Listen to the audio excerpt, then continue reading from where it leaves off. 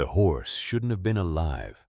That was Nora Brennan's first thought when she saw it standing at her fence line in the middle of the worst October blizzard Montana had seen in 20 years. Not wonder, not fear.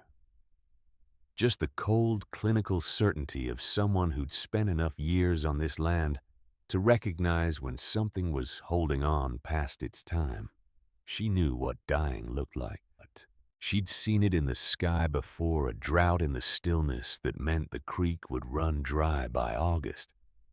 She'd seen it in a newborn calf too weak to stand in the way its mother would stop trying after the third hour.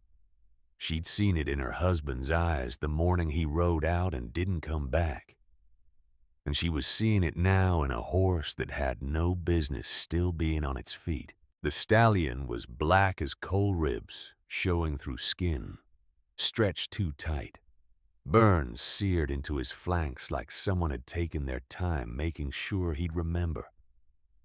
He stood there, shaking, barely breathing, staring at her through the snow with eyes that said he'd run out of places to go. She should have turned away, should have gone back inside, where it was warm and safe and none of her concern. Instead, she grabbed a bucket of feed and walked out into the storm. That decision would bring 200 armed men to her gate within 24 hours. It would cost her almost everything. And it would be the most important choice she ever made. The horse shouldn't have been alive. That was Nora Brennan's first thought when she saw it standing at the fence line halfway between the barn and the dark wall of trees where the Montana wind came screaming down off the mountains. Not wonder, not fear. Just the cold, clinical certainty of someone who'd spent enough years on this land to recognize when something was holding on past its time. She knew what dying looked like. She'd seen it in the sky before, a drought in the stillness of air that meant the creek would run dry by August. She'd seen it in a newborn calf too weak to stand in the way its mother would stop trying after the third hour. She'd seen it in her husband's eyes the morning he rode out and didn't come back. And she was seeing it now in the October blizzard, in a horse that had no earthly reason to still be standing. The stallion was black, not brown, not dark bay, but the kind of black that seemed to absorb light, made darker still by the snow that clung to his coat in thick, wet clumps.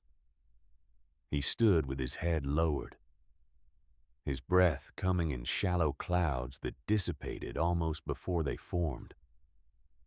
His left foreleg trembled, not from cold, from the effort of simply existing. Nora stood on the porch of the main house with a kerosene lamp in one hand and her father's old rifle in the other, and she did not move. The wind tore at her coat. The snow came sideways hard enough to sting. She could barely see the barn 30 yards away, but she could see the horse. He was staring directly at her. Lightning cracked the sky open, and for one suspended moment the world went white, and she saw him whole. 17 hands at least, maybe more. Ribs like ladder rungs beneath skin stretched too tight.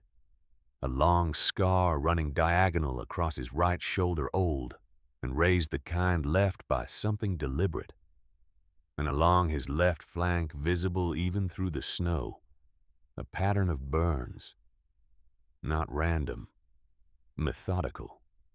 The Triple Crown brand seared into his hide 3 times over, as if whoever did it wanted to make absolutely certain he could never be mistaken for anything wild. The thunder that followed wasn't sound. It was pressure, a physical thing that hit her chest and rattled the boards beneath her feet. The horse didn't move. Any animal with sense would have bolted at that. Every horse Nora had ever known would have wheeled and run, terror overriding pain survival instinct kicking in the way it always did when the sky turned violent. But this one just stood there, his dark eyes locked on hers, waiting. She lowered the rifle. She went back inside the house and set the lamp on the kitchen table. The room was small, warm in the way old houses are warm when they've been lived in long enough. The stove in the corner still held heat from dinner. The walls were lined with photographs in mismatched frames. 3 generations of Brennans staring out from moments frozen decades ago. Her grandfather in front of the original barn, 1952. Her father on horseback, 19 years old, grinning like he'd just won something. And in the center, larger than the others, Ethan. On their wedding day, his hand on her waist, both of them squinting into the sun. She looked at that photograph for longer than she meant to. Then she pulled on her heavy coat, the one with the torn pocket she kept meaning to fix, and went to the mudroom. She filled a bucket with grain from the storage bin, another with water from the pump. She grabbed a wool blanket from the shelf, one of the old ones her father had used for the plow horses back when there were still plow horses on this land. When she stepped back onto the porch, the horse was closer. Not by much, maybe 10 feet. But he'd moved, which meant he still had enough strength left to make decisions. And that changed things. A dying horse lies down. A horse still fighting stays on its feet. She walked toward him slowly, the bucket of grain heavy in her left hand, the water sloshing in her right. The wind tried to take the blanket off her shoulder. She adjusted her grip and kept moving.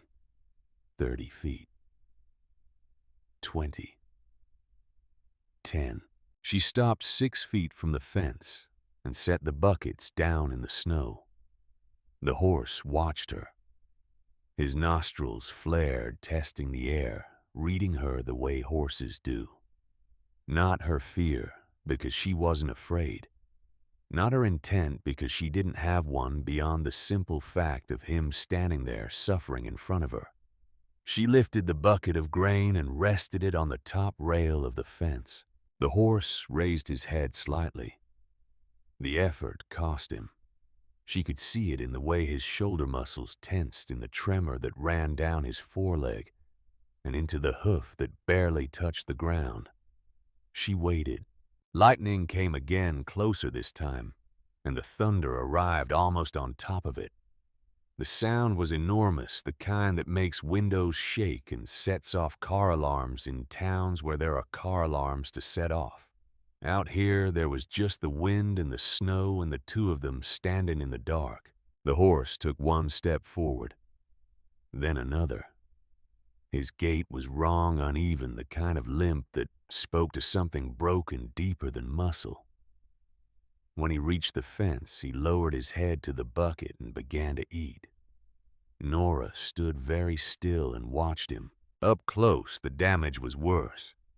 The burns along his flank were recent, maybe a week old, still raw enough that the snow melting against them must have hurt.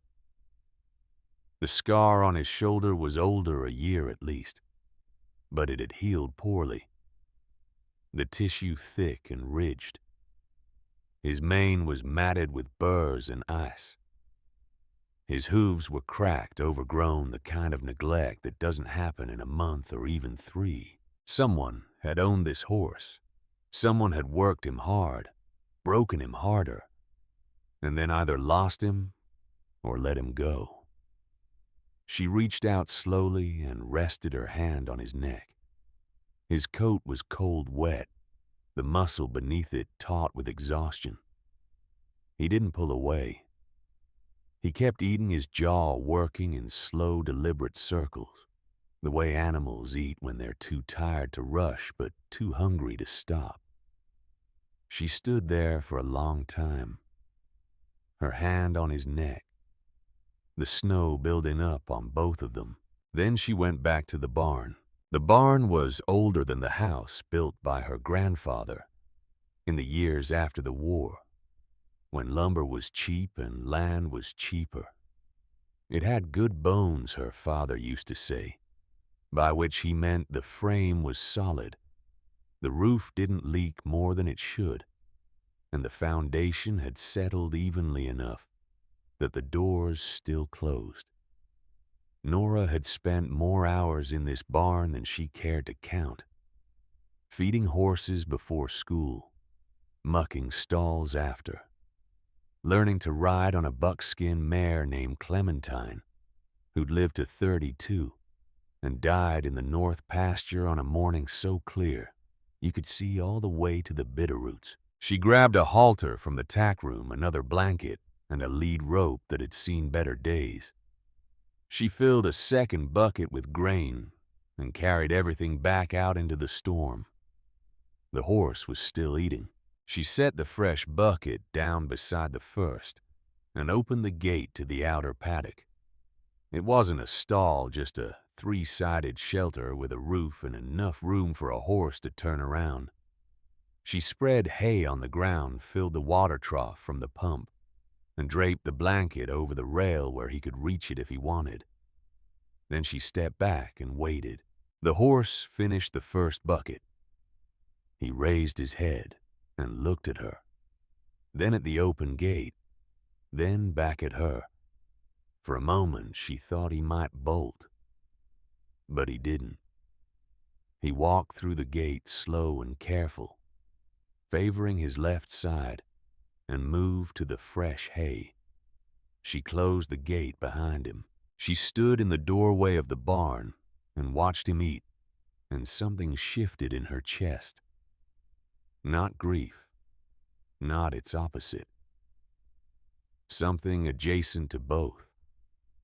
A recognition, maybe, of exhaustion so complete it became a kind of honesty. The horse wasn't running anymore. Whatever had driven him here through the storm and across however many miles of open country, it had used up everything he had left. He was here because here was as far as he could go. She understood that. She went back to the house. Inside, she peeled off her wet coat and hung it by the stove. Her hands were numb. She ran them under warm water until the feeling came back, then filled the kettle and set it on the burner. While the water heated, she stood at the window and looked out toward the barn. The storm was getting worse. The wind had shifted, coming now from the northwest. The direction that always meant the cold would settle in and stay. By morning, the roads would be impassable. The power lines, which were already questionable on a good day, would likely be down. She'd be alone out here for at least 2 days, maybe 3. Alone except for the horse and Willa. And she turned from the window and looked at the closed door at the end of the hall. Her daughter's room. The light was off. Willa would be asleep by now, or pretending to be, which was close enough to the same thing. 8 years old and already practicing the kind of silence that spoke louder than words. Nora poured herself a cup of water, too tired to bother with tea, and sat down at the kitchen table. The wood was scarred and uneven, marked by decades of use. Ethan had sat here every morning for the 9 years they were married, drinking coffee and reading the grain reports. His hands wrapped around the mug like he was holding on to something warm in a world that ran cold. She missed him. Not the way she had in the first months after his death, when the grief was sharp and immediate, a physical ache that made it hard to breathe. This was duller, more permanent, the feeling of something missing that would always be missing. She looked at the photograph on the wall, Ethan's face frozen in a moment of happiness that felt like it belonged to someone else's life. The wind rattled the windows. She closed her eyes. She didn't know she'd fallen asleep until the knocking woke her. It was still dark. The clock on the wall read 4:30. The knocking came again, insistent. The sound of knuckles on wood that meant someone needed in and wasn't interested in waiting. Nora stood cross to the door and opened it. Boone McCready stood on the porch, snow in his hair, and his coat buttoned wrong like he'd dressed in a hurry. He was 67 years old and looked every year of it. Tall, lean in the way men get when they've worked their whole lives and never had enough time to sit down. His face was weathered lined deep around the eyes and mouth, the kind of lines that come from squinting into too many suns and smiling at too few jokes. He'd been foreman of Brennan Ridge for 30 years. Before that, he'd worked for Nora's father. Before that, he'd been a Marine, though he didn't talk about it much. He looked at her now with an expression she couldn't quite read. "You brought it in," he said. Not a question. A statement. Nora stepped aside and let him in. He stomped the snow off his boots and stood in the mudroom dripping onto the floor. "I gave it food and shelter," Nora said. "That's all." Boone looked at her for a long moment. Then he nodded slow like he was working through something in his head he didn't much like the shape of. "You know whose horse that is," he said. "I know the brand." "Then you know what's coming." She crossed her arms. "It's a horse, Boone. It was dying. I'm not in the habit of letting animals suffer on my property. That's not just any horse." His voice was quiet, but there was weight in it. The kind of weight that meant he'd thought about this, turned it over, and come to a conclusion he didn't want to share, but was going to anyway. "That's Ash, Harlan Drexel's champion breeding stallion. Worth more than this ranch, the land it's on, and every head of cattle you've got combined." Then Harlan Drexel should have taken better care of it. "Nora." Boone took off his hat and held it in both hands. "Drexel doesn't lose things. If that horse is here, it's because it ran. And if it ran, it's because something happened. Something bad enough that a $2 million animal chose a blizzard over going back." She said nothing. "He'll come for it," Boone said. "And when he does, he won't come alone." The wind picked up outside, and somewhere in the distance a tree branch cracked under the weight of the snow. Nora looked at the old man standing in her mudroom dripping and worried, and she felt the tiredness settle into her bones. "Let him come," she said. Boone stared at her. "You don't mean that." "I do." "Nora, listen to me." "I'm done listening, Boone." Her voice was sharper than she meant it to be. She took a breath and softened it. "I've spent 2 years listening. To the bank, to the lawyers, to every neighbor and well-meaning friend who's told me the smart thing to do is sell this place and move somewhere easier. I'm tired of listening." Boone set his hat on the table and sat down heavily in one of the chairs. He looked older sitting than he did standing, the way old men do when the weight finally catches up with them. "Your father asked me to look after you," he said quietly. "Ethan asked me the same thing. I gave them both my word." "I know." "Then let me do that. Let me take the horse back to Drexel before this gets ugly." Nora sat down across from him. The table felt too wide, like there was more distance between them than just the wood. "You think Ethan's death was an accident?" she said. Boone didn't answer right away. When he did, his voice was careful. "I think accidents happen. You don't believe that." He looked at her and something passed across his face. Guilt, maybe. or the exhaustion of carrying a truth too heavy to set down. "No," he said finally. "I don't." The admission hung in the air between them. "How long have you known?" Nora asked. 2 years, since the day we found him. "And you didn't tell me." "I didn't have proof. I still don't. Just a feeling. And feelings don't hold up when men like Drexel come calling with lawyers and sheriffs in their pockets." Nora leaned back in her chair. The exhaustion was back pressing down on her from all sides. "Tell me." Boone sighed. He ran a hand through his hair, gray and thinning, and stared at the table like the words were written there, and he just needed to find them. "Ethan was looking into water rights," he said. 6 months before he died. He didn't tell you because he didn't want you worrying, and I didn't tell you because I thought he was being paranoid. But he wasn't. Water rights to what? The East Pasture. The 40 acres your grandfather bought back in the 50s.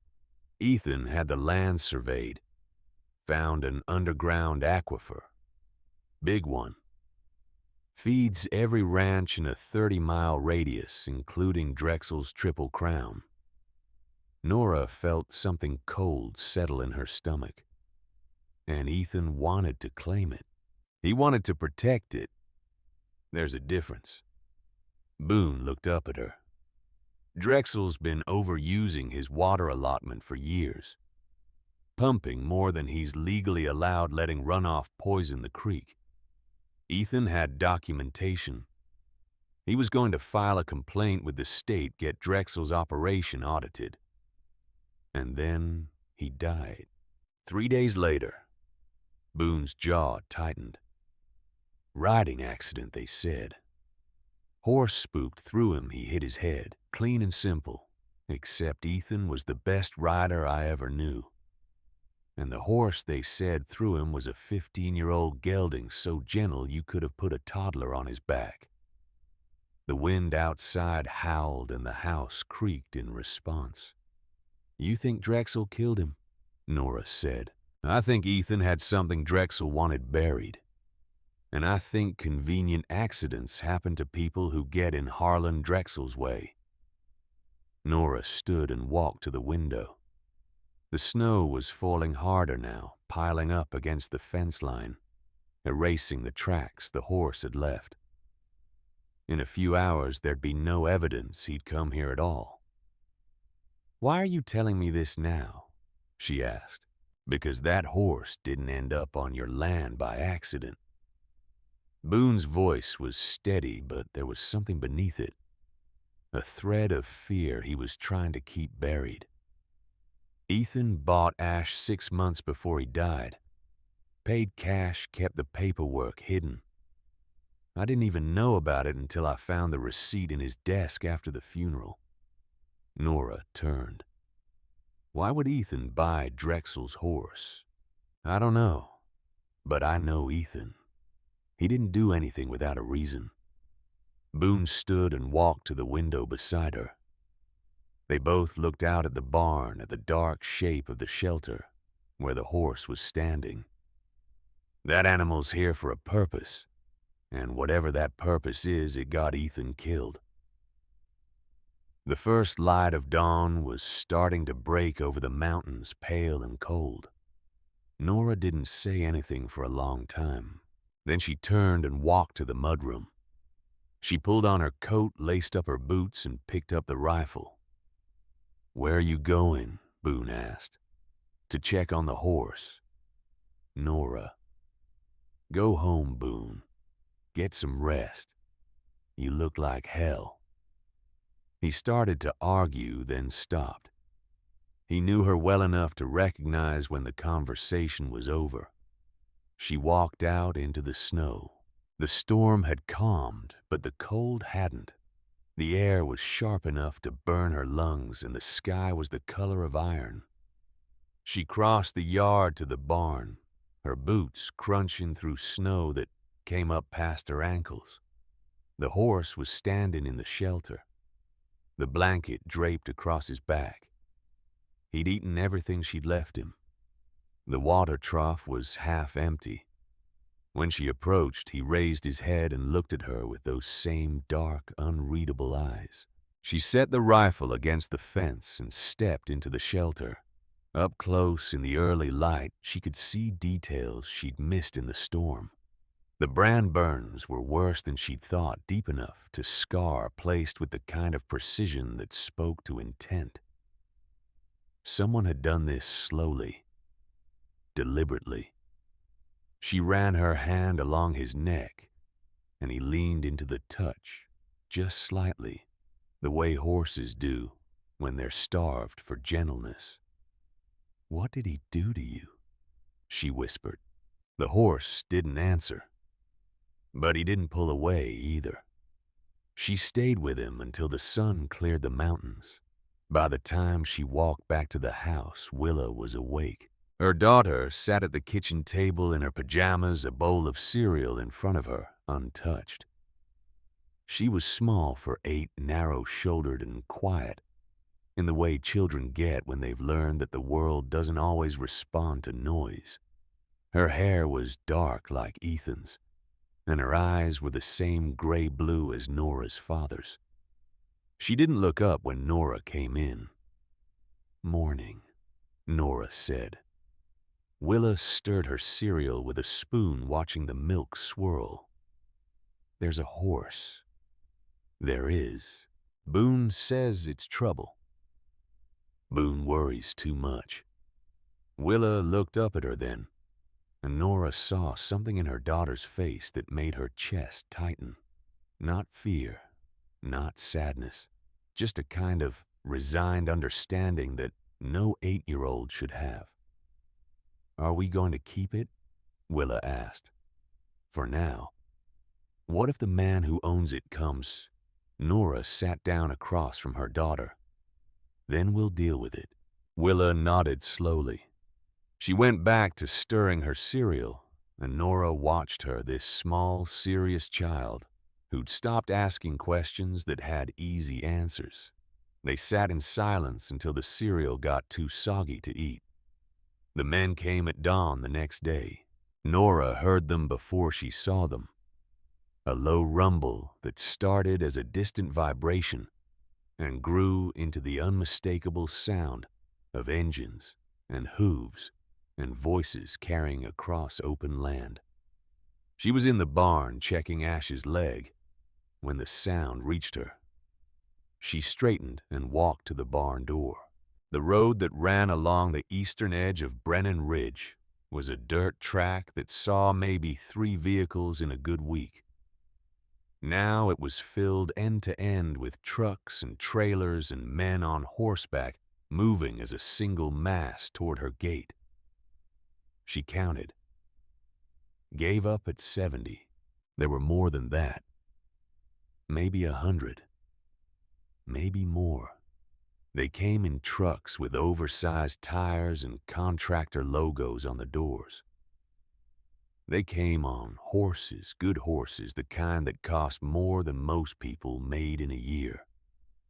And behind them, a line of men on foot carrying the kind of presents that didn't need uniforms to announce what they were. At the front, on a bay gelding that looked like it had been bred for parades, was Harlan Drexel. He was 58 tall and broad-shouldered, with the kind of face that photographs well and lies easily. His hair was silver, cut short and neat, and he wore a canvas coat that probably cost more than Nora's truck. He sat his horse like a man who'd been told his whole life that sitting a horse was a thing worth doing, and he'd believed it. Beside him was a shorter man in a sheriff's uniform, Earl Wickham. 55, soft around the middle, with eyes that never quite met yours. When he talked, Nora had seen him maybe twice in the past year, both times at the feed store in town, both times walking past her like she wasn't there, and on Drexel's other side a man she didn't recognize. Older, maybe 60, with the kind of face that had seen things and decided not to talk about them. He wore a federal marshal's badge on his belt and a Stetson that had weathered more storms than most. The procession stopped at her gate. Drexel dismounted. He didn't hurry. He took his time handing the reins to one of the men behind him, adjusting his coat, making sure everyone was watching before he walked to the gate and rested his hands on the top rail. "Mrs. Brennan," he called. His voice was smooth, the kind of voice that had spent years in boardrooms and campaign offices. "I apologize for the early hour, but I believe you have something that belongs to me." Nora stepped out of the barn. She didn't have the rifle this time. Didn't need it. She crossed the yard and stopped 20 feet from the gate, close enough to be heard, far enough to make him raise his voice if he wanted to be certain. "Mr. Drexel," she said, "I'm here for my horse. The horse in my barn is injured. I'm caring for it." Drexel smiled. It was a practiced thing, the kind of smile men use when they're being patient with someone they consider beneath them. "That's very neighborly of you, Mrs. Brennan. I appreciate the kindness, but Ash is a champion stallion worth a considerable sum, and I'd prefer to have my own veterinarian examine him. He'll be ready to move in a few days." The smile didn't waver. "I'm afraid I'll need him now. He's not ready." "Mrs. Brennan." The marshal stepped forward. His voice was rougher than Drexel's, but not unkind. "My name is Garrett Stone. I'm a federal marshal out of Helena. Mr. Drexel has documentation proving ownership of the animal in question. I'm here to ensure the transfer happens lawfully." Nora looked at him. "The animal in question was dying when I found it. Someone tortured it, burned it, left it to freeze in a blizzard. I don't care what your paperwork says. I'm not handing it over until I know it's safe." "Safe from what?" Drexel's voice had lost some of its smoothness. "From whoever did that to him." Drexel's jaw tightened. For a moment, the mask slipped, and Nora saw something underneath. Not anger. Something colder. More controlled. "Mrs. Brennan," he said quietly, "I understand you've been through a difficult time, losing your husband, managing this ranch on your own. It's admirable, truly. But you're making a mistake here. That horse is my property. I have every legal right to reclaim it. And I will. Then get a court order." "I have one." Sheriff Wickham pulled a folded paper from his jacket and held it up. "Signed by Judge Mercer this morning. Temporary injunction. You're not to move the horse pending an investigation into how it came to be on your property." Nora stared at the paper. "Investigation into what?" "Possible theft," Wickham said. "Ash was reported missing from Triple Crown Ranch 4 days ago. Now he's here. That raises questions. Questions about what I found him at my fence line. I didn't steal anything." "Then you won't mind if we take a look around?" Drexel stepped closer to the gate. "Just to verify the animal's condition. Make sure everything's above board. You're not setting foot on my land. Mrs. Brennan." Marshal Stone's voice was harder now. "The injunction gives us the authority to inspect the premises. You can cooperate or I can enforce the order. Your choice." Nora looked at the line of men behind them. 100 faces watching, waiting. She felt the weight of it, the sheer mass of force arrayed against her. And she understood what Boone had been trying to tell her. This wasn't about a horse. This was about power. about men who were used to getting what they wanted when they wanted it, and didn't much care who stood in the way. She took a breath. "You've got 48 hours, she said. "After that, I'm moving the horse to a veterinary facility in Billings. If you want to contest that, bring a lawyer." Drexel's smile returned, but it was thinner now, sharper. 48 hours. That's very reasonable, Mrs. Brennan. I'll be back tomorrow with my veterinarian, and we'll settle this like civilized people. He turned and walked back to his horse. The men behind him didn't leave. They stayed spreading out along the road, setting up camp like they planned to be there a while. Nora watched them unload tents and coolers, start fires in portable pits, settle in with the ease of people who'd done this before. Marshal Stone lingered at the gate. He looked at her for a long moment, and something passed across his face. Not sympathy, exactly, but recognition. The look of someone who'd seen this play out before and knew how it ended. "Ma'am," he said quietly, "if I were you, I'd make those calls. Get yourself a lawyer. This thing's gonna get complicated." Then he turned and walked back to his truck. Nora stood in the yard and watched the camp take shape. Smoke rising from a dozen fires. Men settling into chairs, passing around thermoses of coffee. The organized, patient presence of people who had nowhere else to be and all the time in the world to wait. Boone appeared at her side. She hadn't heard him approach. "Told you he'd come," he said. "You did. He's not leaving." "I know." They stood together in silence, watching the encampment grow. "What are you going to do?" Boone asked. Nora looked at him. At this old man who'd known her since she was a child, who'd taught her to ride and rope and fix a fence line in the dark, who'd promised her father he'd look after her and had kept that promise even when it cost him. "I'm going to find out why Ethan bought that horse," she said, "and then I'm going to finish whatever he started." Boone nodded slowly. "Then we'd better get to work." They walked back to the barn together. Inside, Ash stood in the shelter, his dark eyes watching them.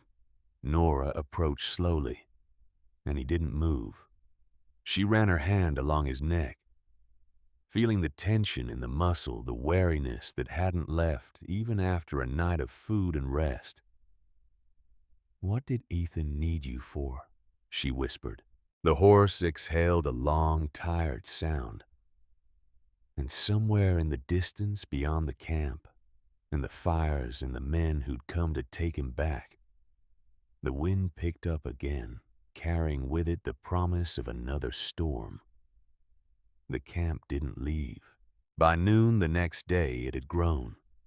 More trucks arrived and more men, a generator that hummed loud enough to hear from the house. They weren't hiding what this was. This was occupation. The kind that settled in and made itself comfortable, that sent a message louder than words. We have time, we have resources, and we're not going anywhere until we get what we came for. Nora stood at the kitchen window and watched them through binoculars, counted heads, noted positions. The way Ethan had taught her to read land, she was reading this, looking for weak points, for patterns, for anything that might tell her what was coming next. Boone sat at the table behind her, his phone pressed to his ear. He'd been making calls since dawn. Old friends. People who owed him favors. Men he'd served with in a war that felt like it belonged to a different century. "Luther," he was saying, now his voice low and steady. "I need you to listen. No, I don't care if you've got plans. I'm calling it in. Yeah, the whole thing. I need you here by tonight." He hung up, looked at Nora. "Luther's coming," he said. "Hank and Davis, too. They'll be here before dark. I didn't ask you to call them. No. No, but you need them. Boone stood his knees cracking in the way old knees do. You're about to be outnumbered 100-1. Those boys and I fought in worse odds, but we had the United States Marine Corps backing us up. Out here, you've got me a phone line that'll probably go down in the next storm, and a sheriff who's already chosen sides. Nora lowered the binoculars. This isn't your fight, Boone. The hell it isn't. His voice was sharp, sharper than she'd heard it in years. Ethan was like a son to me. Your father asked me to watch over this place. That makes it my fight whether you want it to be or not. She turned to face him. He looked older in the daylight, the lines in his face deeper. The weight of 67 years sitting heavy on shoulders that had carried too much for too long. But his eyes were clear, steady. The eyes of a man who'd made a decision and wasn't interested in revisiting it. All right, she said. Then let's figure out what we're up against. They went to Ethan's office. The room was small, tucked into the back corner of the house where the morning light came in pale and slanted. Ethan had spent hours in here going over accounts, planning rotations, writing in the leather journal he kept locked in the desk drawer. Nora hadn't been in here since the funeral. Hadn't been able to. The room still smelled like him, like coffee and saddle leather, and the particular brand of soap he'd always used.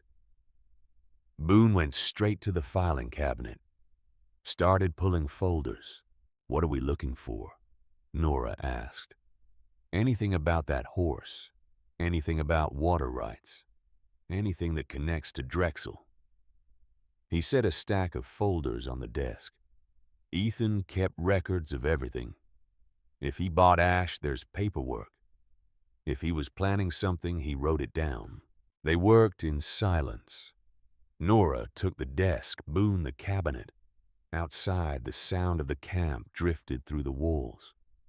Voices, laughter, the clang of metal on metal, the casual soundtrack of men who had nothing to worry about. It was Nora who found the journal. It was in the bottom drawer underneath a box of old receipts and a stack of topographical maps. Leather-bound, the kind with a strap that buckled closed. She'd seen Ethan writing in it 1,000 times, usually late at night, his hand moving across the pages in the careful script he'd learned from his grandmother. She unbuckled the strap and opened it. The first page was dated 6 months before his death. Met with Red Feather today. He confirmed what I suspected. The aquifer runs deeper than the survey showed. Triple Crown's been pulling from it for years. No permits, no oversight. Runoffs poisoning the creek. I showed him the soil samples. He wants to help, but he's scared. Can't blame him. Drexel's got reach. Nora flipped forward. The entries were sporadic, sometimes daily, sometimes weeks apart. But a pattern emerged. Ethan had been building a case, documenting water levels, contamination reports, conversations with engineers and hydrologists. He'd been methodical, careful, the way he approached everything. And then 3 months before his death, the tone shifted. Bought the horse today. Cash. Kept it off the books. Boone's going to ask questions, but I can't tell him yet. Can't tell anyone. If this works, it'll be the proof we need. If it doesn't, at least. I tried. Nora's hands tightened on the journal. Boone, she said quietly. He looked up from the filing cabinet. Ethan implanted something in the horse, she said. Some kind of recording device. He was using ash to gather evidence on Drexel. Boone crossed the room and looked over her shoulder at the journal. Read the entry. His jaw tightened. That fool, he said, but there was no anger in it, just sadness. That damn fool. Nora kept reading. Released ash onto Triple Crown land last week. Took him 3 days to get close to the main operation. Drexel's men are suspicious, but they haven't found the device yet. It's small enough embedded deep. If this works, I'll have recordings of every conversation that happens in that barn. Every deal. Every cover-up. Everything. The next entry was dated 2 days before Ethan died. Retrieved ash this morning. The recordings are better than I hoped. Drexel's on tape admitting to the water fraud, to the contamination, to bribing state inspectors. I've got everything I need to bury him. Meeting with Calloway's office next week. Once this goes, Federal Drexel won't be able to touch it.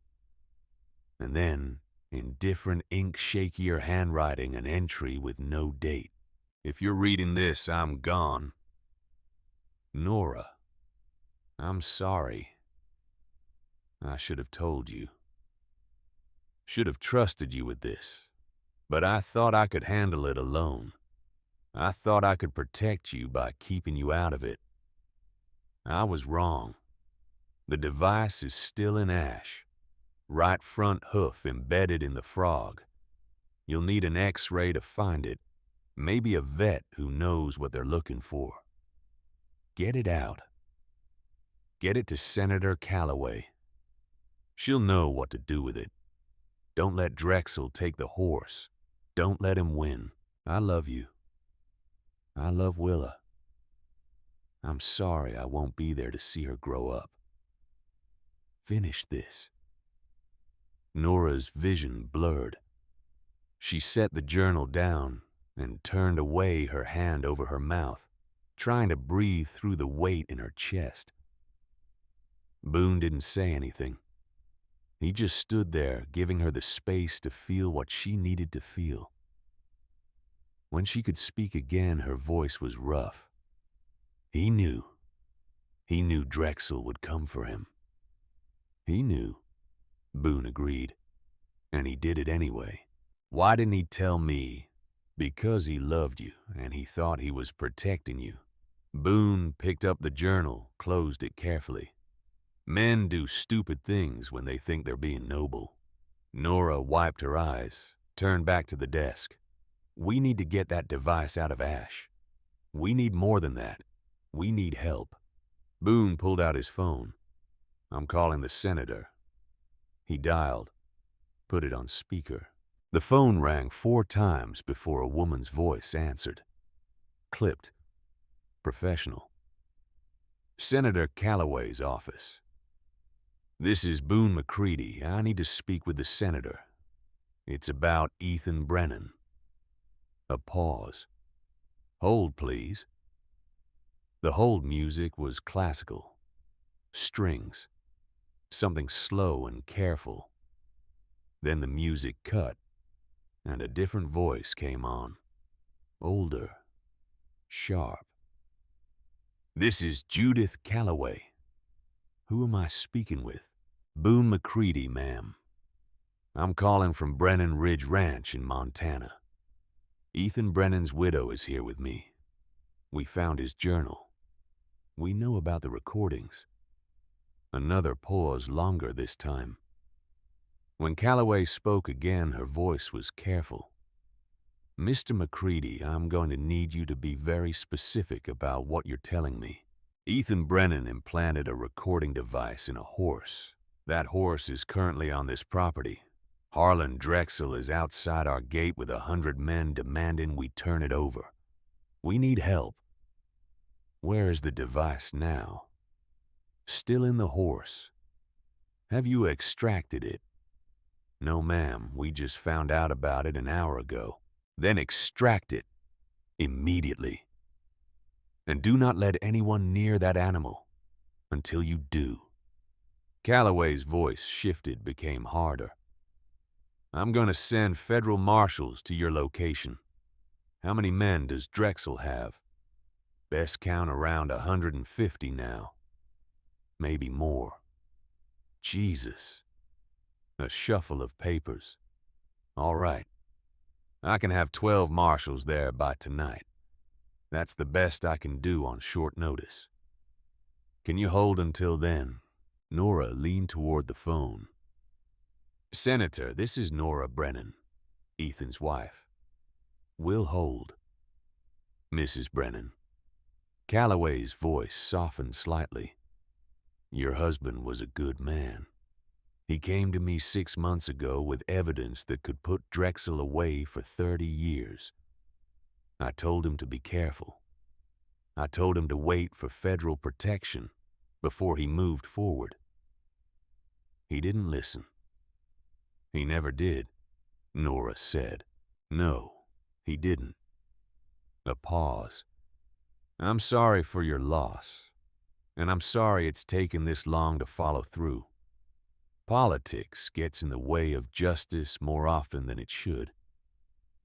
But we're going to finish what Ethan started. I promise you that. Thank you, Senator. Don't thank me yet. Just stay alive until my people get there. The line went dead. Boone pocketed the phone, looked at Nora. We've got until tonight. That means we need to move now. Move how? Get that device out of Ash. Set up a perimeter. And pray Luther and the boys get here before Drexel decides he's tired of waiting. They went to the barn. Ash was standing in the same place he'd been all morning, his weight shifted off his left leg, his eyes tracking their movement. When Nora approached, he didn't move, just watched her with that same tired, wary patience. We need to check his hoof, Nora said. Right front. Boone grabbed a hoof pick from the tack room. If there's something in there, we're going to need more than this. We're going to need an X-ray machine, maybe a vet. We don't have time for that. Nora knelt beside Ash's front leg. And we don't have anyone we can trust. She ran her hand down the leg, feeling for heat, for swelling, for anything that might indicate trauma. The leg was sound, the hoof clean. She picked it up carefully, and Ash led her, his weight shifting to accommodate the movement. The frog of the hoof was dark, healthy, no visible damage, but when she pressed on it with her thumb, Ash flinched. There, she said. Something's in there. Boone knelt beside her. Can you see it? No, it's embedded deep. She set the hoof down. We're going to need to cut. Nora, if we cut wrong, we could lame him permanently. If we don't cut, Drexel's going to take him and destroy the evidence. She stood. Get me a scalpel and something to sterilize it. Boone hesitated. Then he nodded and went to get the supplies. Nora stayed with Ash, her hand on his neck, feeling the tension in him. I'm sorry, she whispered. I know you've been through enough. But I need you to trust me one more time. The horse's ear flicked toward her voice. Boone returned with a veterinary kit, old and battered but functional. Inside was a scalpel still sealed in plastic and a bottle of iodine. Nora sterilized her hands, then the blade, then knelt again and picked up Ash's hoof. Hold him steady, she said. Boone moved to Ash's head, one hand on the halter, the other stroking his neck. Easy, boy.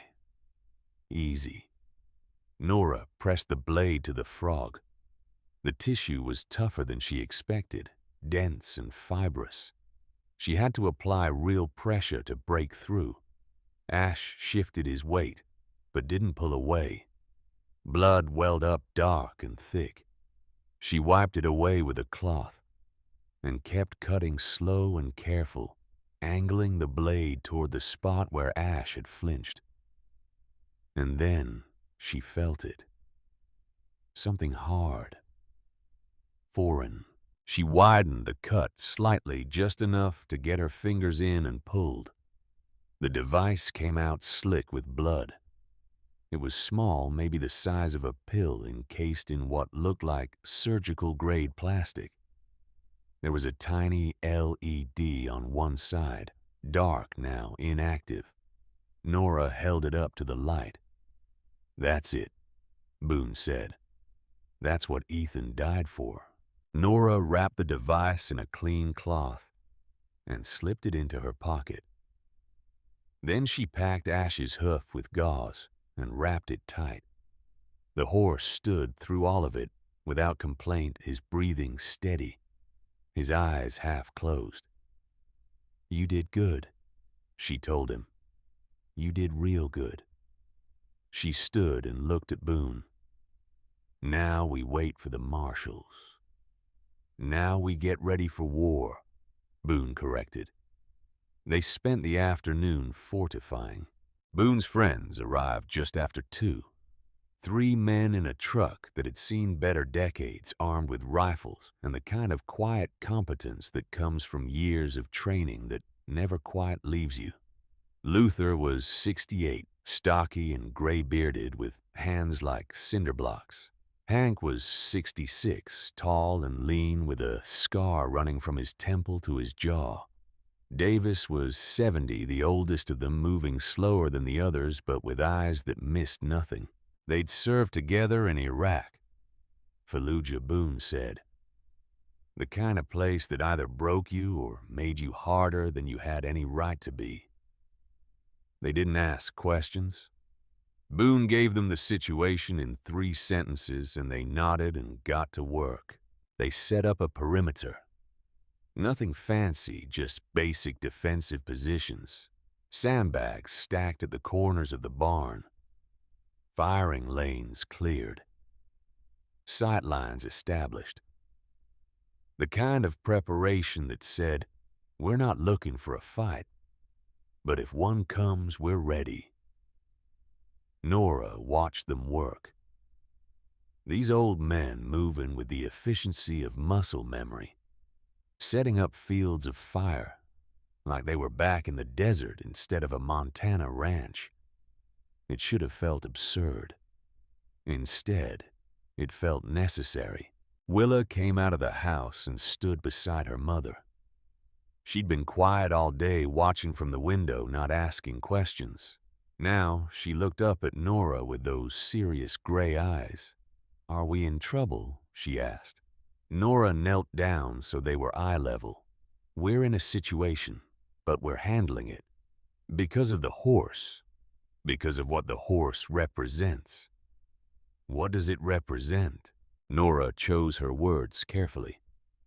"Your father believed in doing the right thing, even when it was hard. Even when it was dangerous. That horse is part of that. And now we have to finish what he started." Willa looked past her toward the camp on the road. "There are a lot of them. There are. Are they going to hurt us?" "Not if I can help it." Willa nodded slowly. Then she reached into her pocket and pulled out something small and silver. Ethan's compass. The one he'd carried every day, the one Nora had given to Willa after the funeral. "Daddy said this always points home," Willa said. "No matter where you are." Nora's throat tightened. "That's right. Then we're already where we're supposed to be." She put the compass back in her pocket and walked back to the house, small and serious and braver than any 8-year-old should have to be. Nora stood and found Boone watching her. "She's got Ethan's spine," he said. "She shouldn't have to use it. No. But she does. And she will." Boone shouldered his rifle. That's the world we're giving her. Best we can do is make sure she survives it. The marshals arrived at 6, 12 of them in 4 vehicles led by Garrett Stone. They came without sirens, without announcement. Just pulled up to the gate and parked in a line that said, "We're here now and the rules just changed." Stone got out of the lead vehicle and walked to where Nora and Boone were waiting. "Mrs. Brennan," he said, "Senator Calloway briefed me. You have the device in." Nora pulled the cloth-wrapped package from her pocket and handed it over. Stone unwrapped it carefully, examined the device, then sealed it in an evidence bag. "This goes straight to the FBI lab in Salt Lake," he said. "Should have results in 48 hours. "And until then?" Nora asked. "Until then, my orders are to secure this location and ensure no one interferes with federal evidence." He looked past her toward the camp on the road. "How many does Drexel have out there now?" "Last count close to 200. Stone's jaw tightened. 200, Jesus. All right, here's how this works. My people set up a perimeter inside your property line. Drexel's people stay outside. Anyone crosses that line without authorization, they're interfering with a federal investigation. That's a felony. You think that'll stop them? I think it'll make them think twice." Stone turned to his team. "Set up the perimeter. I want eyes on every approach. No one gets in or out without my say-so." The marshals moved with practiced efficiency.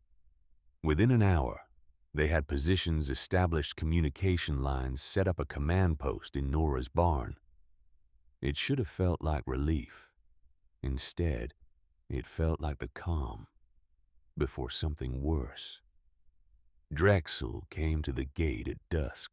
He didn't bring his whole force, just himself. Sheriff Wickham and 2 men in suits who had lawyer written all over them. He stopped at the property line and called out, "Mrs. Brennan, Marshal Stone. I'd like a word." Stone walked to the gate. Nora followed. Drexel looked at the federal presence at the marshals positioned around the property, and something shifted in his expression.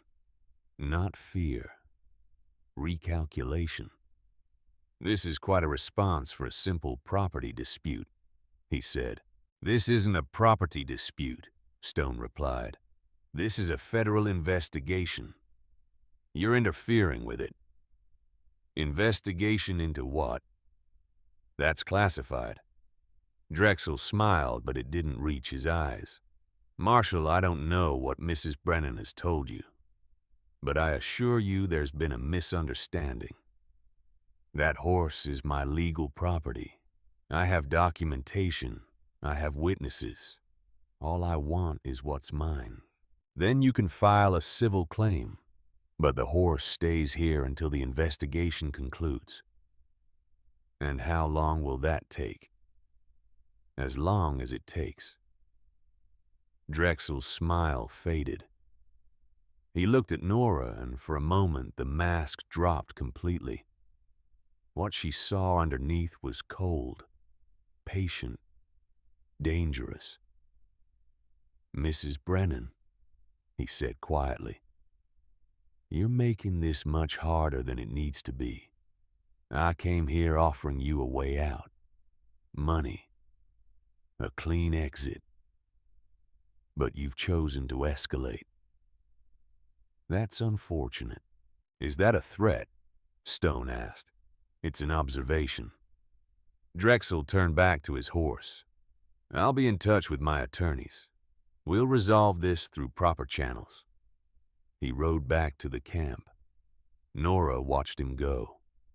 He's not going to wait for proper channels. "No," Stone agreed.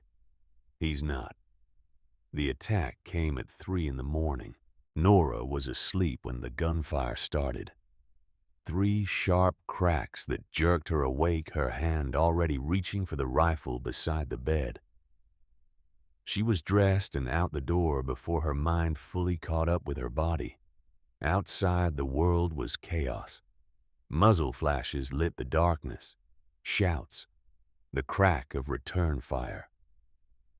She ran toward the barn, keeping low, her heart slamming against her ribs. Boone met her halfway, his rifle up his face, grim. They breached the south fence, 8 of them, marshals engaged. Casualties? Not yet, but it's close. They made it to the barn. Inside, Stone was coordinating on his radio, his voice calm despite the gunfire outside. All units, hold your positions. Do not pursue. I repeat, do not pursue. Let them come to us. One of the marshals appeared in the doorway, breathing hard. They're pulling back. Looks like a probe, not a full assault. Injuries? Stone asked. Johnson took a round in the vest. He's shaken but functional. Stone nodded. Get him checked out. Everyone else stay alert. This was a test. They wanted to see how we'd respond. The gunfire stopped as suddenly as it started. Nora moved to the barn door and looked out. In the distance, she could see figures retreating toward the camp. 8 men moving fast, disappearing into the darkness. They'll come again, Boone said beside her. This was just the opening. How long until they come in force? Depends on how desperate Drexel is, and how much he's willing to risk. Boone checked his rifle, his movements automatic. We heard him tonight. Made it clear we're not an easy target. That'll buy us time, but not much. Stone joined them. I've requested additional support from Helena, but the earliest they can get here is tomorrow afternoon. We need to hold until then. We'll hold, Nora said. Stone looked at her for a long moment. Ma'am, I need you to understand something. What's happening here, it's not normal. Drexel's escalating way past what makes sense for a property dispute, which means there's something bigger at stake than just that horse. I know what's at stake, Nora said. My husband figured out Drexel's been stealing water poisoning, land bribing inspectors. That recording device has evidence of all of it. Enough to put Drexel in prison for the rest of his life. Stone's expression didn't change, but something moved behind his eyes. Then he's going to come at this with everything he has. Because men like that, when they're cornered, they don't surrender. They burn everything down. The second attack came at dawn. This time it wasn't subtle. 20 men hit the north fence. Another 15 came from the east. They moved with coordination, with purpose, laying down suppressing fire, while others advanced. The marshals responded immediately, disciplined, professional. But they were outnumbered 3-1, and the attackers weren't playing by rules anymore. Nora was in the house with Willa when the window shattered. She grabbed her daughter and pulled her to the floor, covering her body with her own, as glass rained down. Outside, the gunfire was continuous now, a roar that seemed to come from everywhere at once. Stay down, Nora said. Don't move. Willa nodded, her eyes wide but steady. Nora crawled to the window and risked a look. The barn was under siege. Marshals were returning fire from the positions Boone and his friends had established. But the attackers were advancing using vehicles as cover, moving in coordinated teams. And then she saw him. Ash had broken out of the shelter, was running across the open ground toward the house, his injured hoof making his gait uneven, panicked. No, Nora breathed. No, no, no. She was on her feet and out the door before she could think about it. Bullets tore through the air around her. She heard Boone screaming her name, heard Stone shouting orders, but all she could focus on was the horse running toward her. Terrified, running toward the only safety he knew. She met him halfway across the yard, grabbed his halter, tried to turn him back toward the barn. And then Willa was there, running from the house, her small body outlined against the gunfire, her mouth open in a wordless cry. She was whistling. The tune her grandfather had taught her. The one Ethan used to hum when he worked. Ash heard it. His ears swiveled forward. He stopped running. Willa reached him, put her small hand on his neck, and the horse lowered his head to her level. Nora grabbed them both and pulled them toward the barn. Bullets kicked up dirt at their feet. Something hot grazed her shoulder, and she felt the wetness of blood, but didn't stop. They made it to the barn. Boone was there, and Luther pulling them inside, slamming the door behind them. "You stupid, brave, idiotic woman," Boone said, but his hands were gentle as he checked her shoulder. "You could have been killed. So could he." Nora looked at Ash, who was standing in the corner, his sides heaving, Willa's hand still on his neck. So could she. Outside, the gunfire intensified.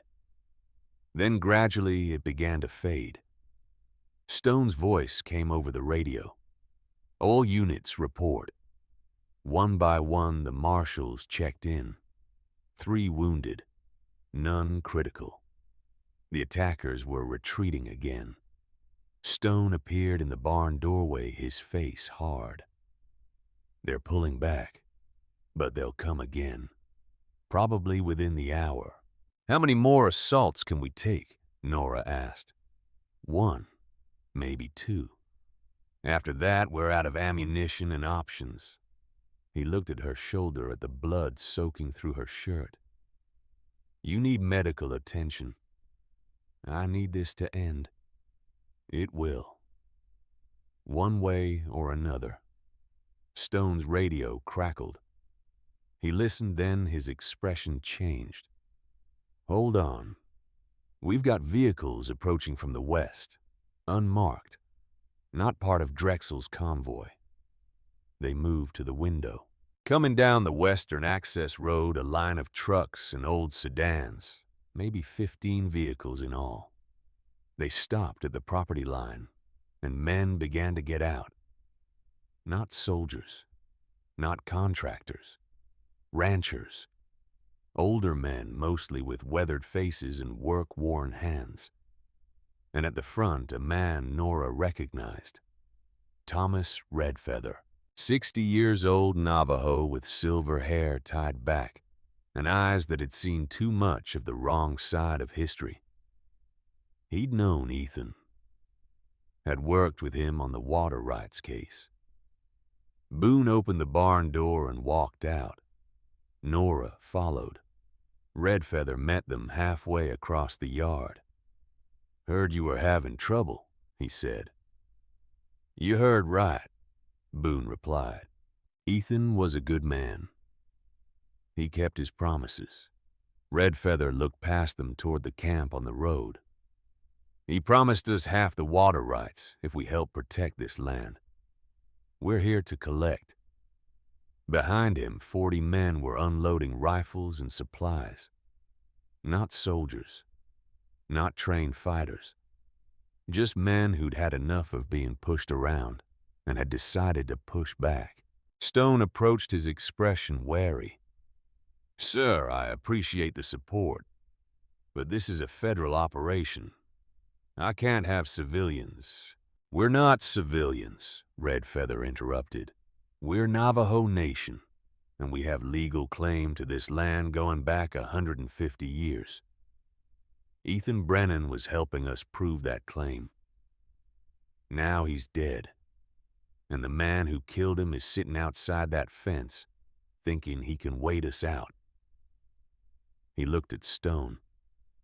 You can accept our help or you can try to stop us. Your choice.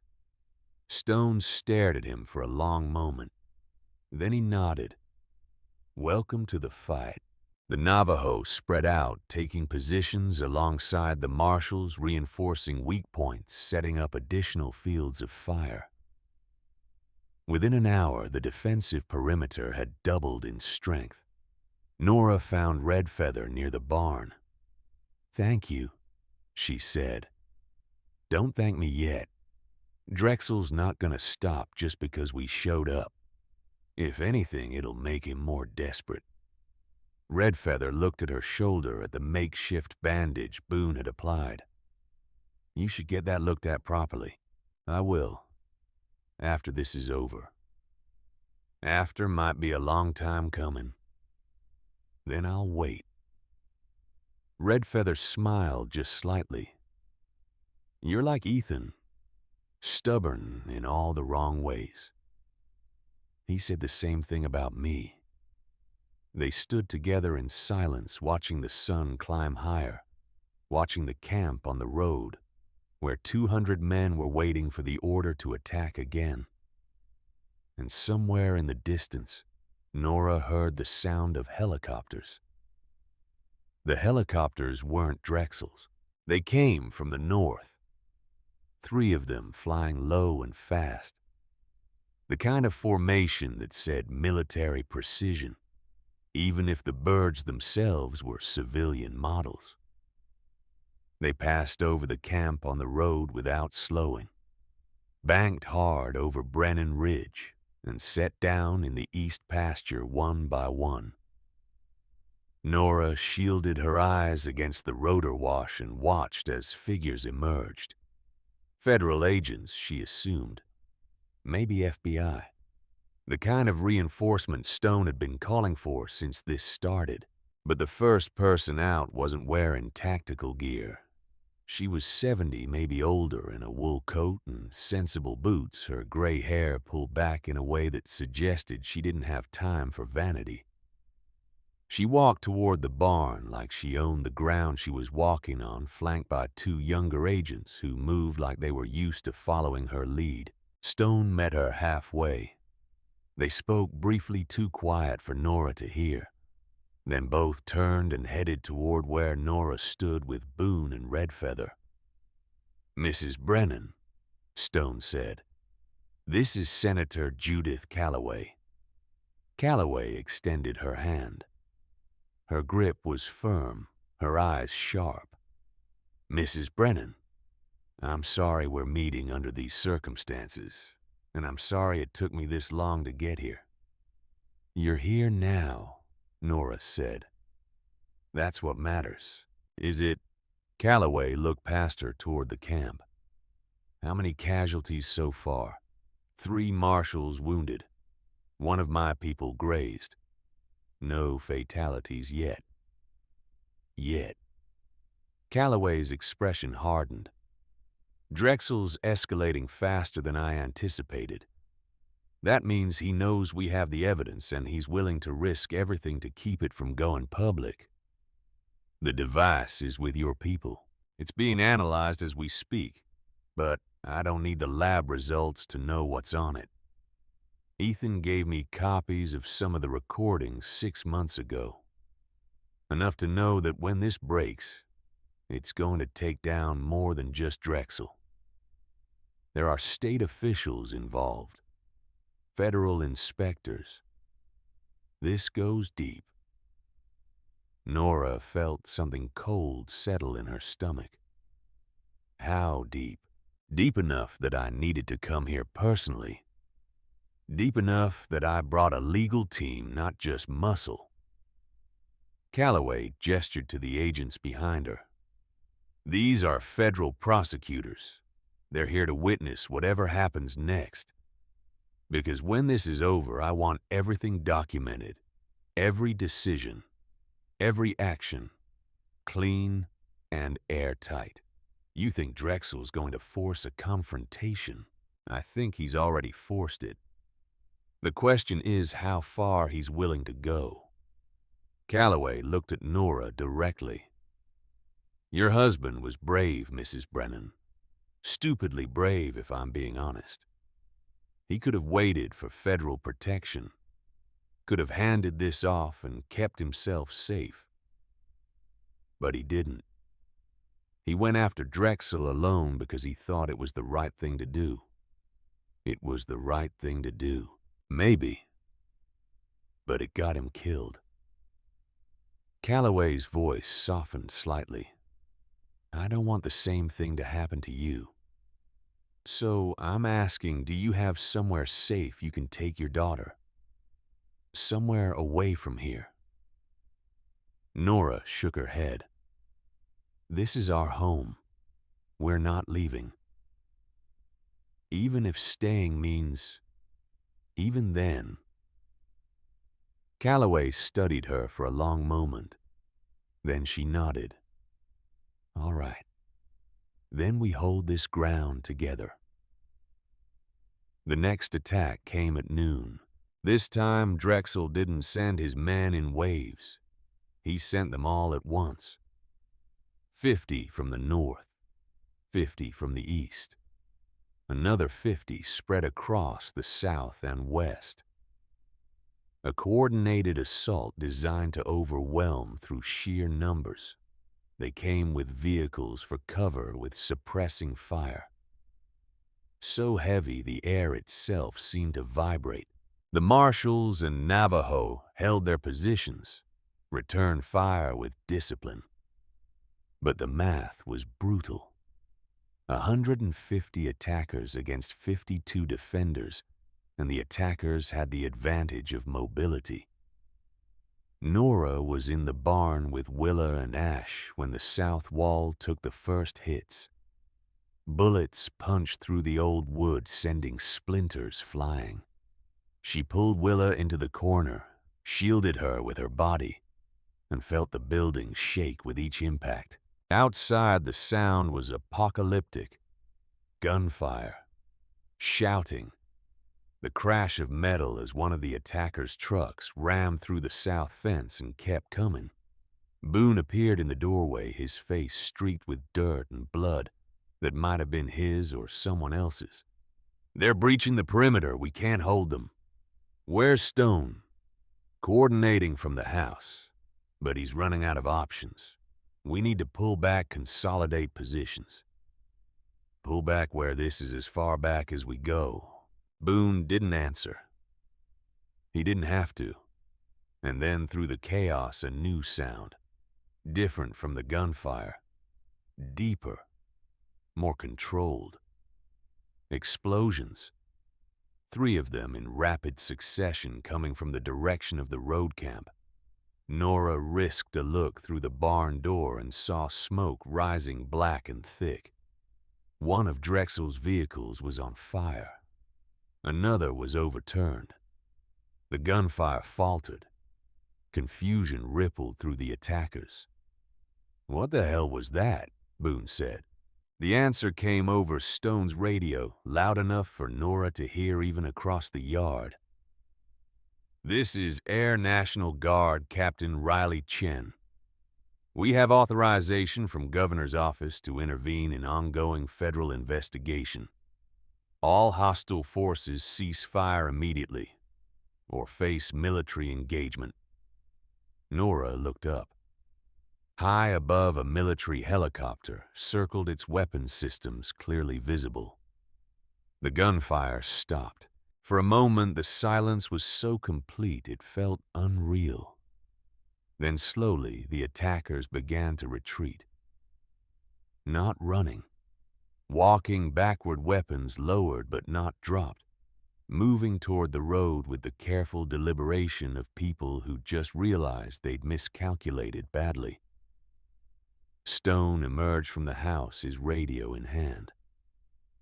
He looked up at the helicopter, then at Calloway, who stood near the barn with a satellite phone pressed to her ear. You called the guard? He asked. I called everyone, Calloway replied. FBI, ATF, State Police, and yes, the National Guard. This is now a federal incident with multiple agencies involved. Drexel just attacked a sitting U.S. senator's protective detail. That's a line even his lawyers can't make disappear. Stone allowed himself a small smile.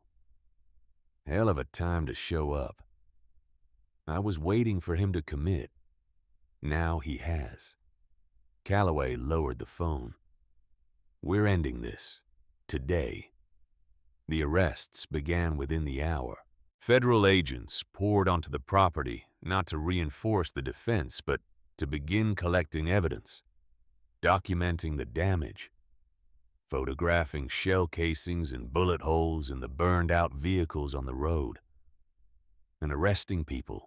They started with the attackers who were still close enough to grab. 23 men in the first sweep pulled from their trucks and cuffed before they understood what was happening.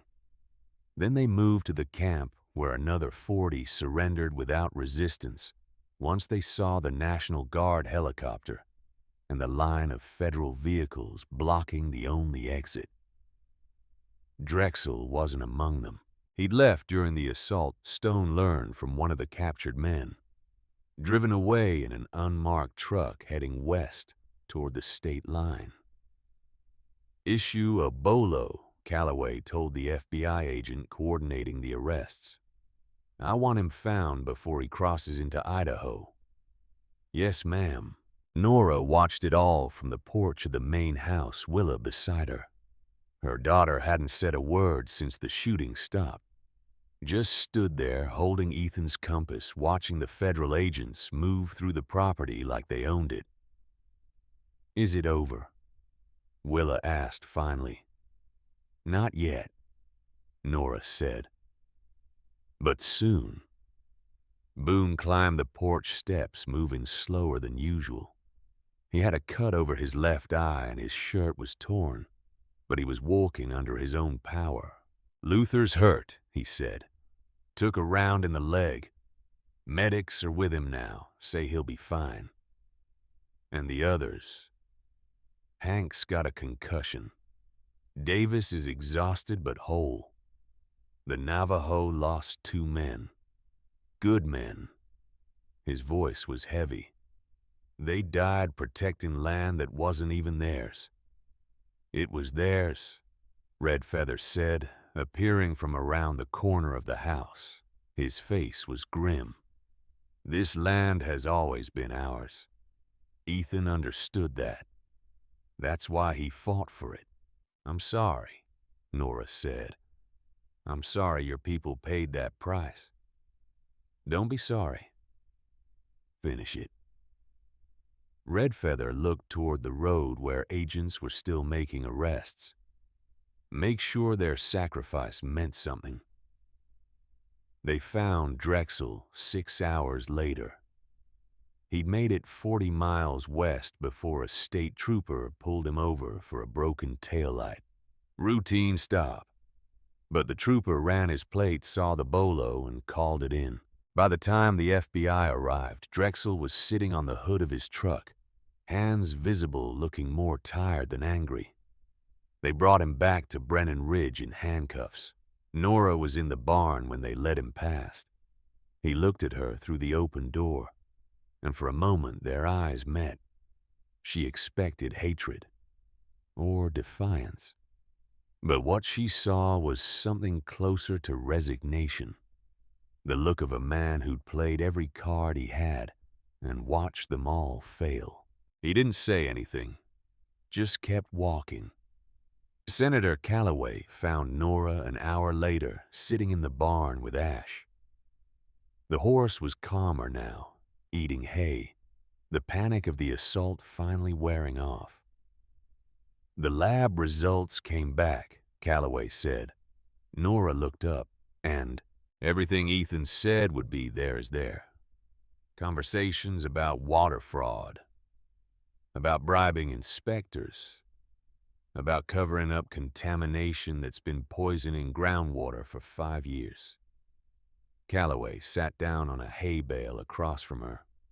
"We've got Drexel on enough federal charges to put him away for 3 decades. And we've got paper trails leading to 6 state officials and 2 federal inspectors who took bribes to look the other way. When does it go public?" "Tomorrow. I'm holding a press conference in Helena. Full disclosure. Every recording, every document, everything Ethan collected." She paused. "I'm going to credit him. Make sure everyone knows he's the reason this came to light." Nora felt her throat tighten. "Thank you." "Don't thank me. I should have moved faster. Should have protected him better. Maybe if I had, he'd still be alive. Maybe. Or maybe he'd have found another way to get himself killed doing the right thing." Nora managed a small smile. He was stubborn like that. Calloway stood. "There's going to be a trial. Multiple trials. You'll be called to testify. It's going to be ugly. I know. And there's going to be blowback. Drexel has friends. People who benefited from his operation. They'll come after you. Legally, financially, any way they can. Let them come." Calloway studied her. "You're a lot like your husband, Mrs. Brennan." "I'll take that as a compliment." "It is." Calloway moved toward the door, then stopped. "One more thing. The water rights. Ethan's documentation proves the aquifer is on your land. You have legal claim to it. That means you control who uses it and how. I know what Ethan wanted to do with it. Then do it. Honor his promise to the Navajo. Share it fairly. Build the kind of system that actually protects the land instead of bleeding it dry." She smiled slightly. Be the kind of person Drexel couldn't be. The trial took 8 months. Nora testified 3 times. Sat in federal court and told the story of Ethan's investigation. Of finding the journal, of extracting the device from Ash's hoof, while bullets tore through the air outside. The defense attorneys tried to tear her apart, suggested she'd fabricated evidence that Ethan had been paranoid that the recordings were taken out of context. But the evidence was too strong, too documented, too thorough. Harlan Drexel was sentenced to 32 years in federal prison. The state officials went down next one by one. The inspectors lost their jobs and their pensions. And the water rights case went through. The aquifer on Brennan Ridge was officially recognized as Nora's property with a legal easement granting the Navajo Nation 50% usage rights in perpetuity. The system they built was simple, sustainable, monitored by both parties. No fraud, no theft. Just fair distribution of a resource both sides needed. It was exactly what Ethan had wanted. Nora stood at Ethan's grave on a morning 8 months after the siege, Willa beside her. The headstone was simple, just his name and the dates and the words, "He died doing the right thing." "We finished it, Dad," Willa said quietly.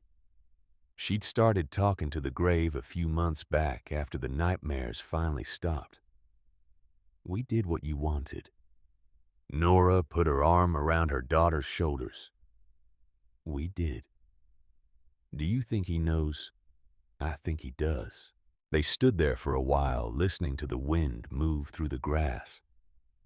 Then Willa pulled the compass from her pocket, the one she'd carried every day since Ethan died. "Grandpa Boone gave me something else," she said, "before he left." "What's that?" "He said Grandpa Declan told him the same thing Daddy told you, that some things are worth fighting for even when you don't know if you'll win." She looked up at Nora. "Do you think that's true?" "I know it is." "Then I want to stay here. When I grow up, I want to keep this place." Nora felt something break open in her chest. Not grief this time. Something else. Something that felt like hope. "Then we'll keep it together," she said. They walked back to the house, hand in hand. Boone was waiting on the porch. He'd aged in the months since the siege, moved slower, tired easier. But his eyes were still clear, still steady. "Heard from Red Feather," he said. "The new well system's operational. Clean water flowing to both sides, monitored and certified. He wanted me to tell you it's working exactly like Ethan designed it." "That's good news." "It is." Boone looked past her toward the barn. "You keeping the horse?" Nora smiled. "He's not really mine to keep, but I'm not giving him back either." "That's probably wise." They sat together on the porch, the three of them watching the sun drop toward the mountains. In the pasture beyond the barn, Ash grazed alongside the other horses. His injured hoof healed his coat, glossy in the late afternoon light. He looked different now, healthier, calmer, like he'd finally stopped running. "Boone," Nora said after a while, "thank you for everything, for standing with us, for keeping your promise to my father and to Ethan." "Don't thank me yet," Boone said. "I'm not done keeping it." "What do you mean?" "I mean I'm not going anywhere. Not until Willa's grown and this place is secured. I gave Ethan my word I'd look after you both. A man doesn't walk away from that just because the hard part's over." Willa leaned against him, and Boone's arm went around her shoulders automatically. Natural, the way grandfathers do.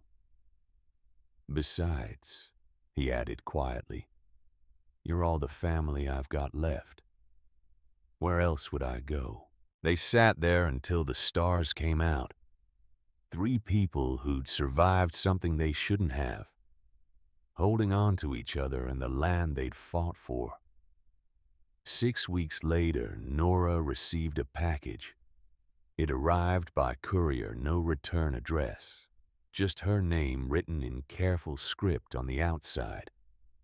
Inside was a folded piece of paper and something wrapped in cloth. She unwrapped the cloth first. Boone's compass. The one he'd carried through Iraq. The one he'd given to Willa during the siege. Her hands went cold. She unfolded the paper. The handwriting was Boone's, unmistakable though shakier than usual. "Nora, if you're reading this, I'm gone. Heart gave out most likely. Been feeling it coming for a few weeks now. Didn't want to worry you and didn't want to die in some hospital bed hooked up to machines. I'm at the north pasture. Thought that seemed right. Good view. Peaceful. Tell Willa I'm sorry I won't see her grow up, but I know she'll be fine. She's got your strength and Ethan's heart. That's all she needs. The compass goes to her. Tell her to use it the way her grandfather used it. Not to find home, but to remember she's already there. You did good, Nora. Better than good. You honored Ethan's memory. You kept your promises. You raised your daughter in a place worth fighting for. That's all any of us can hope to do. I kept my word. To Declan. To Ethan. To you. I protected what needed protecting. Now it's your turn. Don't cry for an old Marine. I gotta die on land I love protecting people who mattered. That's more than most get. Boom. Nora's vision blurred. She set the letter down and picked up the compass, feeling the weight of it in her palm. The metal was warm, worn smooth by decades of handling. She walked to Willa's room and found her daughter doing homework at her desk. "Willa," she said quietly. Her daughter looked up, saw the compass, and understood immediately. "Grandpa Boone," Nora nodded, not trusting her voice.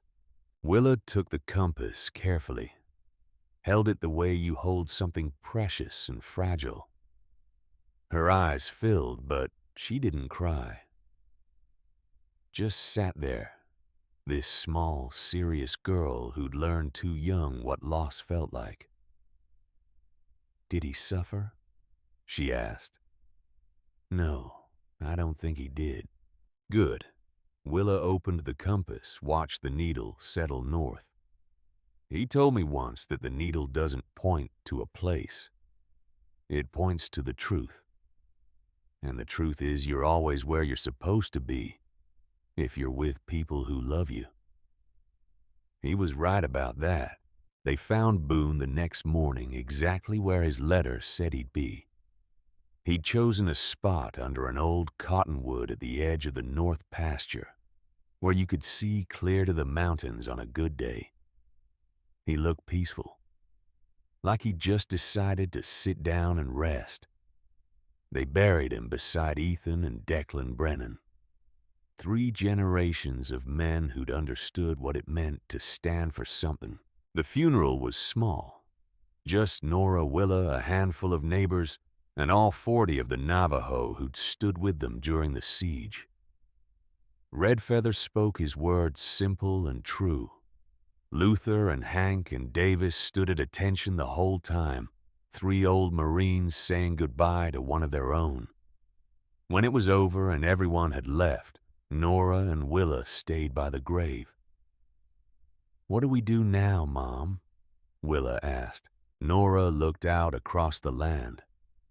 Their land. Bought with money they didn't have. Defended at a cost they couldn't measure. Kept alive through sheer refusal to let it go. "We keep going," she said. "We run the ranch. We honor the agreements Ethan made. We protect this place for the people who'll come after us. Just us. Just us. For now." Nora put her arm around her daughter. "But that's enough." The seasons turn. Winter came hard that year, the kind that tested fence lines and livestock, and the resolve of anyone trying to make a living on stubborn land. But Brennan Ridge held.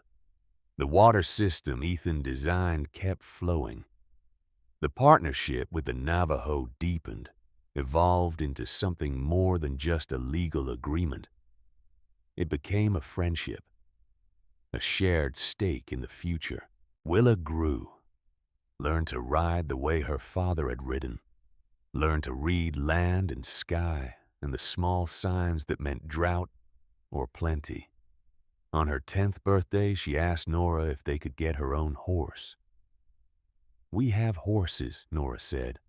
"I want Ash." Nora looked at her daughter. "Ash isn't really ours, honey. He's just here. I know. But I want to take care of him, the way you took care of him when he needed help." So Ash became Willa's horse, not through ownership, but through care. Through the daily work of feeding and grooming and riding. Through the bond that forms between a girl and an animal who'd survived something terrible and chosen to keep living anyway. On the 1st anniversary of Ethan's death, Nora took Willa to all 3 graves. Declan's, Ethan's, Boone's. They brought flowers, though the wind would take them before the day was out. "Do you miss them?" Willa asked. "Every day. Do you think we'll be okay without them?" Nora knelt down eye level with her daughter. We'll be better than okay. We'll be what they hoped we'd be. Strong, fair, stubborn in all the right ways. How do you know what the right ways are? You don't. Not always. But you try. And when you mess up, you try again. That's all anyone can do. Willa thought about that. Then she pulled out Boone's compass and checked the direction. North, she said. Same as always. Same as always. Nora agreed. They rode back to the house together. Mother and daughter moving through land that had cost them everything and given them back just enough to keep going.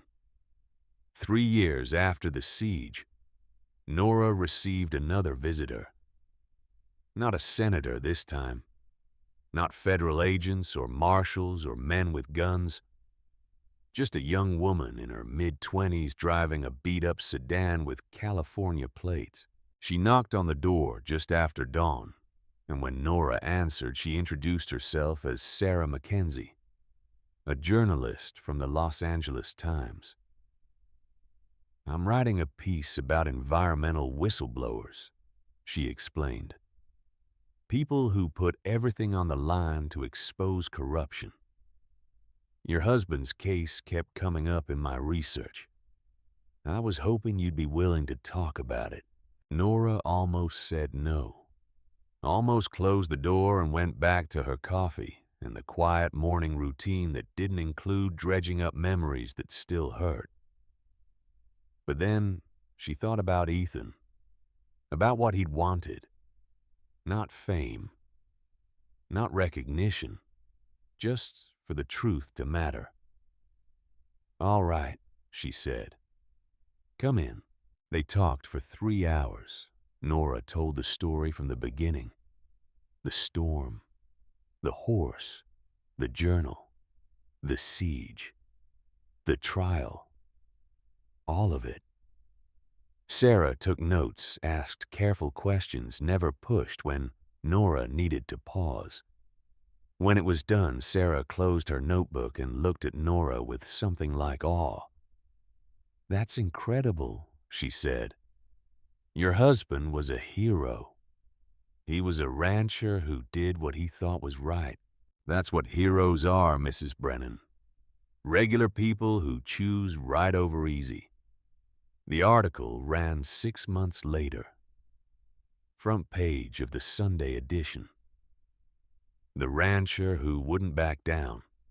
How one man's evidence brought down a water empire. Nora read it once, then folded it carefully and put it in the box with Ethan's journal and Boone's letter. Things worth keeping. Evidence that they'd been here. That they'd mattered. The article brought more attention. Other journalists, documentary filmmakers, people wanting to tell the story of the little ranch that stood against the machine and won. Nora turned most of them down, but a few she let in because she understood something now. The story wasn't just about Ethan. It was about what happens when ordinary people refuse to be pushed around. When they stand their ground even when the odds are impossible. That story she thought was worth telling. Willa turned 13 the year the documentary aired. She watched it in the living room sitting between Nora and Redfeather, who'd become a fixture at the ranch over the years.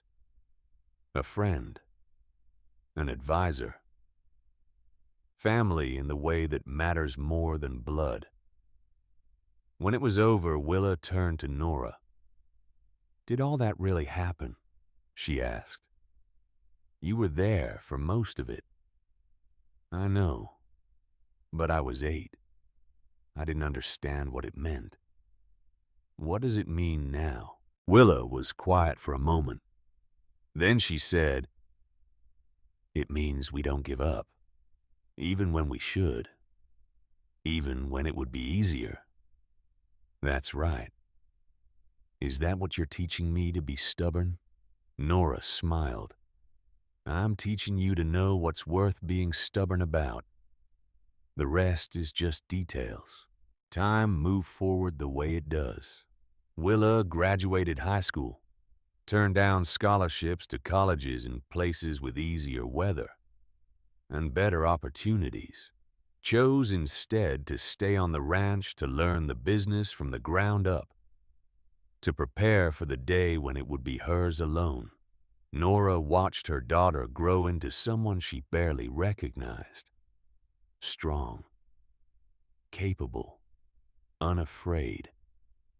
The kind of woman who could face down 100 men with guns and not blink. The kind of woman Ethan would have been proud of. On what would have been Ethan's 50th birthday, Nora took flowers to his grave alone. Willa had offered to come, but Nora wanted this moment for herself. She sat in the grass beside the headstone and talked to him the way she used to talk to him in bed at night, before sleep when the day's work was done.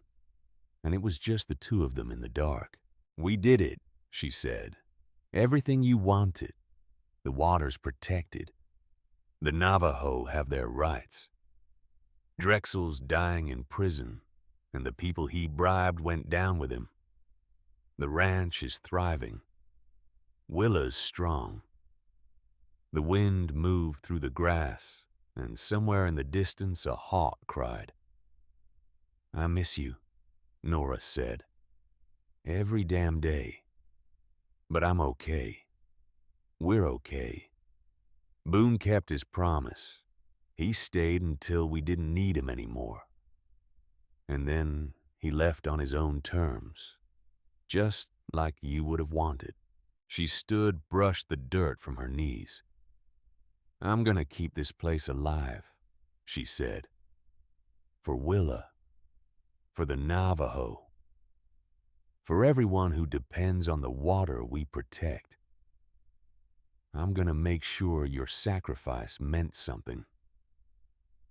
She walked back to the truck and drove home, where Willa was waiting with dinner on the table and ash in the barn, and 100 small reminders that life goes on even after loss, even after grief.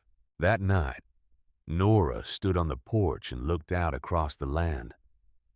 The same land her grandfather had bought with borrowed money. The same land her father had died defending. The same land Ethan had given his life to protect. It was just land. Just dirt and grass and water and stubborn determination.